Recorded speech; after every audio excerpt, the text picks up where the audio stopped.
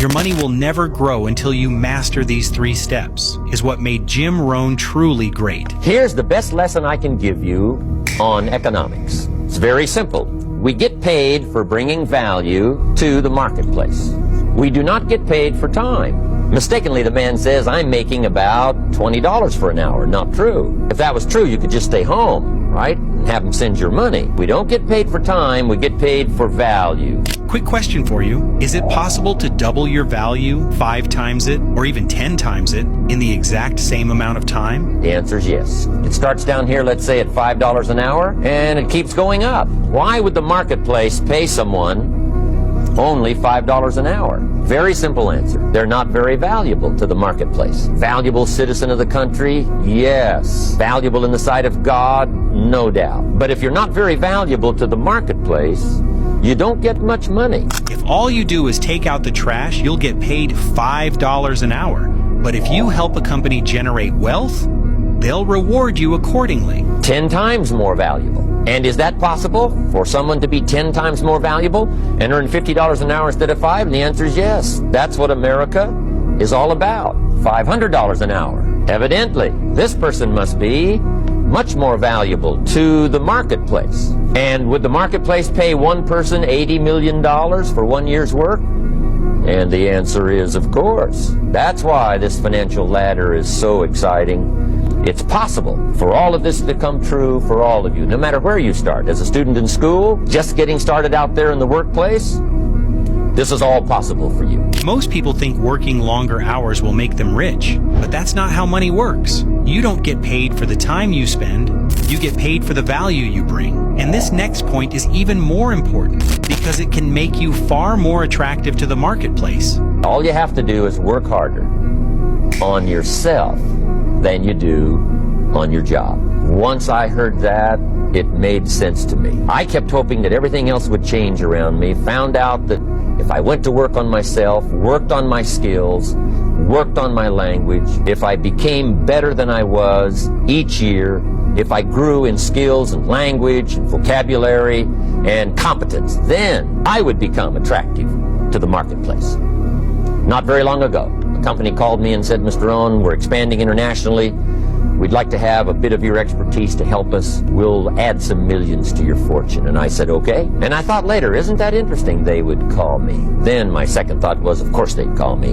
Who else would they call? Become an expert at something. Jim Rohn is the perfect example. He mastered persuasion. He mastered communication. He mastered finance. That's what the market rewards. Now, what a contrast for me, farm boy from Idaho, raised in obscurity, parents of modest means, broke when I was 25. How come I would get a telephone call and someone offer me a lot of money to help them in expanding around the world? Simple answer, evidently, something happened to me between age 25 and where I am today.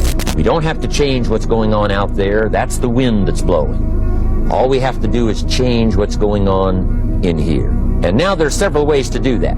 Here's the first one. We must learn from personal experience. Pretty simple. Learn from what happens to you. Take a look back over the last few months. Did you make some mistakes? How could you correct those for the future? Take a look back over the last year. Have you done it right or done it wrong? Let's correct it for the next year. Learn from your personal experience. Mr. Schoaf asked me when I first met him, he said, Mr. Rohn, how are you doing? You've been out there now 6 years. And I said, I'm not doing very well. He said, I suggest you not do that anymore. What a simple, swift analysis to my situation. He said, if you keep doing it, the next 6 years will be like the last 6. You don't want that to happen. Let's make the changes. For things to change, you have to change. If something in your life is making you weak, distracted, broke, or miserable, stop feeding it. Stop repeating it. Stop choosing it. Because you can't create a new life with old habits. Now here's number 2, why I came to share this video experience with you today. I call it OPE, other people's experience. That's me, other people. That's your teacher, other people. That's your friends and colleagues, other people. The people you meet that can pass along to you their experiences, what's happened to them, the mistakes they made, how they corrected them, how they changed their health and changed their bank account and changed their income and changed their future. That's it. Other people. There are 2 kinds of people you should learn from. The people who failed.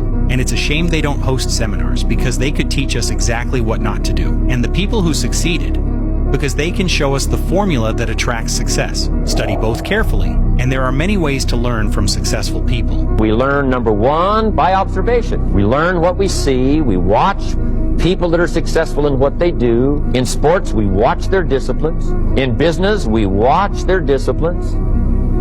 By observation, what we can see. Second, we learn by what we hear. Learn by listening. Turn your car into a mobile classroom and listen. Listen to the lectures. Listen to the teacher. Listen to someone who's got something good to say. And then number three is vitally important on personal development. Read all the books you can possibly read in your lifetime. I've got one of the better libraries. Haven't read everything in it, but I feel smarter just walking in it. My library. Become a good reader. Some books that helped change my life. Mr. Schoaf recommended, of course, the Bible. Reading about those stories, people who made it and people who didn't make it, and what the difference was. And now we come to the final step, and it may be the most important of them all, because this is where your goals stop being ideas and start becoming reality. This is the point that determines where your future is headed and where your money will eventually flow. Pay close attention. Setting goals.